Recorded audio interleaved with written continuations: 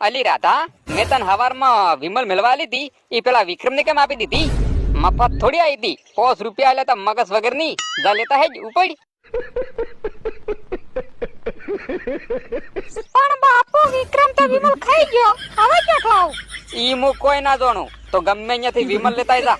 અને પેલા વિક્રમ ને જઈને કહી દેજે કે આ ઝાલમસિંહ ની વિમલ પાસે આપી દે, ના કે એક વિમલ ના ઝાલમસિંહ 10 રૂપિયા લે. અલ્યા હાર્યું દીરું છોકરું છે, ઈ પેલા મુખી બાપા ની પડી ગયેલી વિમલ હાર્યું હારું ખાઈ ગયું મારા દીકરાને. હા હરા દોઢ ફૂટિયા, આ શું બોલ દઈ, તું જ ખાઈ ગયો તો ને મારી વિમલ.